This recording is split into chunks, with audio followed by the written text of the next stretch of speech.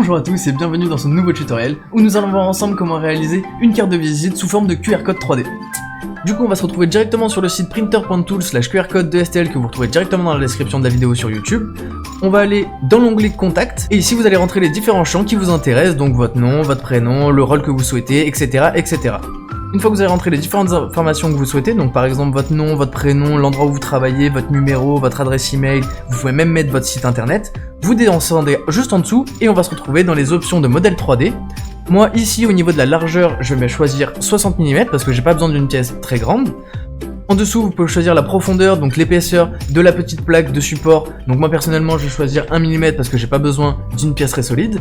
Ensuite, vous pouvez choisir d'avoir des bords cornés ou pas du tout. Moi personnellement, je vais laisser par défaut. Ensuite, vous pouvez choisir d'avoir un texte ou pas en dessous de votre QR code. Donc par exemple, je vais mettre carte de visite. Ici, vous pouvez choisir la taille du texte. Donc personnellement, je vais choisir 6 mm.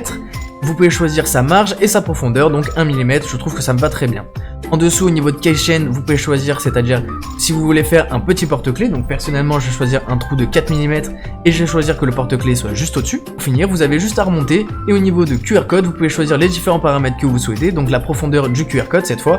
Je vais également choisir que 1 mm, au total ça fera 2 mm pour la plaque, je trouve ça amplement suffisant. Vous pouvez choisir la marge entre le QR code et le bord, je vais mettre 2 mm, je trouve ça amplement suffisant.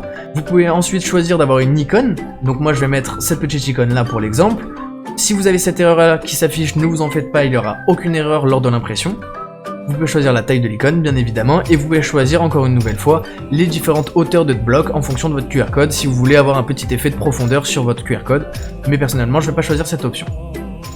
Dès que vous avez rentré tous les paramètres que vous souhaitez, il vous suffit simplement de descendre tout en bas, de cliquer sur générer un modèle, vous remontez et vous attendez que votre modèle se génère à cet endroit là. Il faut savoir que le modèle 3D va être plus ou moins lent à charger en fonction du nombre d'informations que vous allez rentrer à ce niveau là, donc c'est pour ça que moi personnellement j'en ai supprimé quelques-uns pour l'exemple.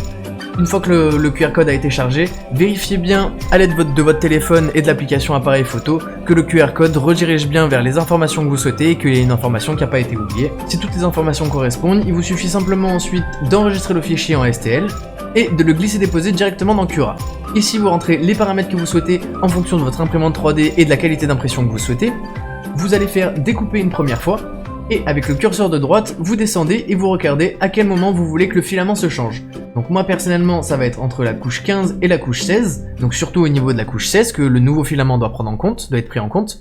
Vous allez dans extension, post-traitement, modifier le G-code.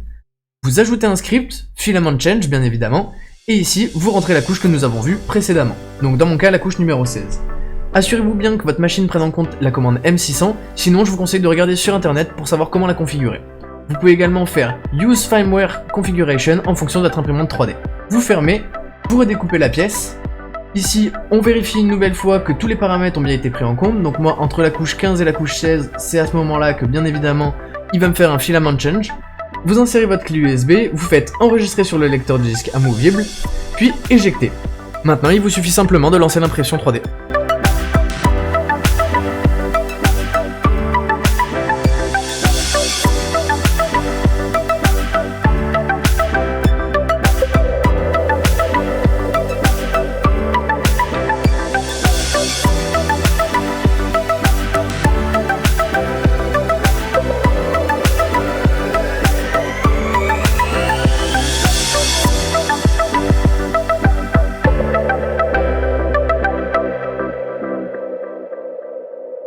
Et donc voilà, une fois que l'impression est terminée, vous avez donc votre QR code en 3D qui va vous permettre de partager vos informations beaucoup plus facilement. La personne qui souhaite les avoir aura juste à scanner ce QR code et elle obtiendra directement toutes vos informations pré-remplies et pourra l'ajouter à un nouveau contact.